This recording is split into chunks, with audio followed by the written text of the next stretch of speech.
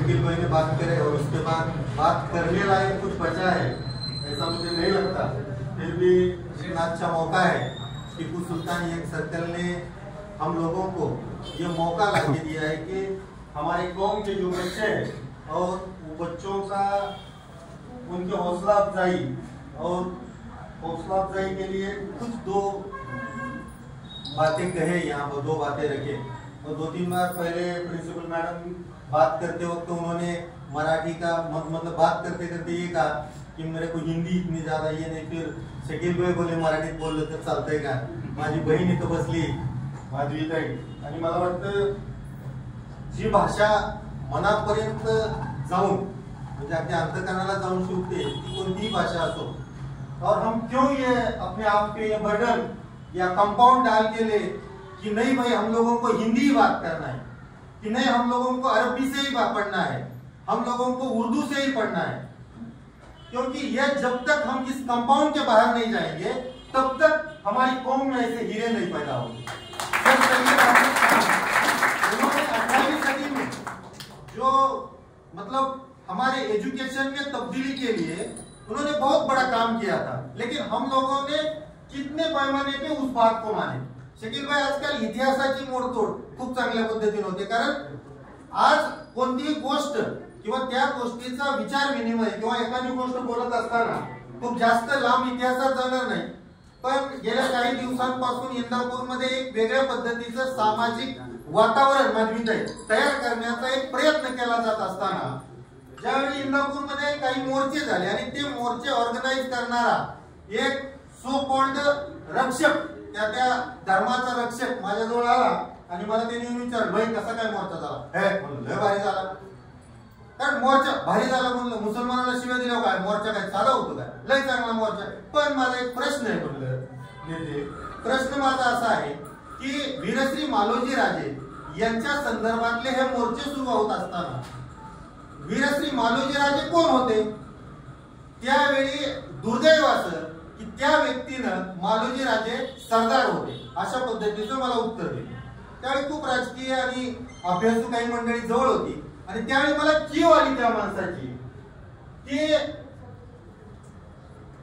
ज्या वीरश्री मालोजी राजांना सरगिरोह ही पदवी इब्राहिम आदिलशाह यांच्या वजीरानं दिली आणि सरगिरोह म्हणजे राजा, आम्ही मालोजी राजांना राजा म्हणतो, म्हणजे मलिक अंबर सोडून द्यायचं आणि मालोजी राजे मांडायचे।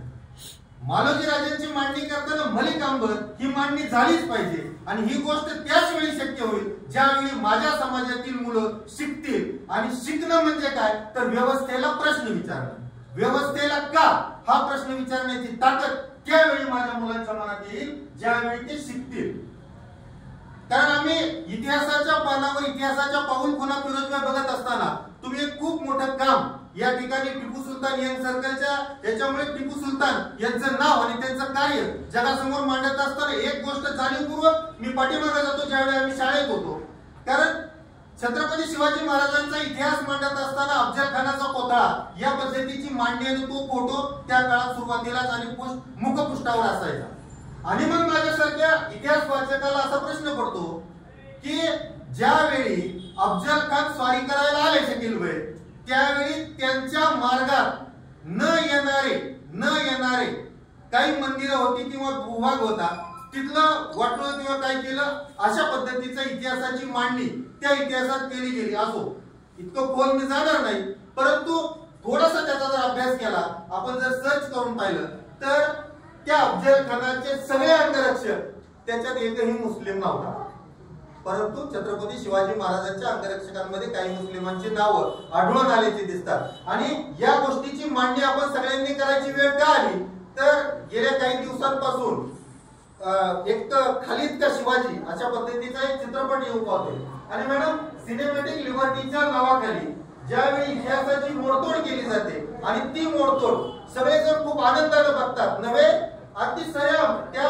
चित्रपटांचं प्रदर्शित करताना किंवा तो पिक्चर पाहत असताना सयाम तो पिक्चर दाखवला जातो, पाहिला जातो, परंतु त्यावेळी फोकस आणि टार्गेट एकच केलं जातं की एका विशिष्ट कौम आणि त्या समाजाला त्या धर्माला कशा पद्धतीने टार्गेट करायचं। आणि मग अशा पद्धतीचे आपण काही केरळला म्हणजे खूप अशा सिनेमांची नावं घेता येतील.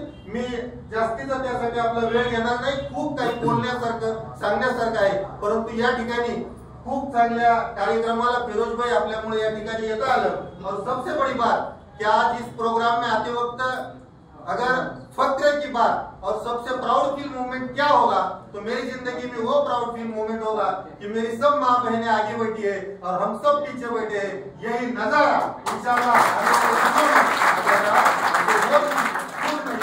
जब हम भी कुछ गिने चुने मतलब आगे के पायदान में होंगे इंशाल्लाह. आप सभी लोगों को फिर एक बार मैं तहे दिल से बधाई देता हूँ और टिप्पू सुल्तान यंग सर का भी तहे दिल से शुक्रिया अदा करता हूँ. Thank you.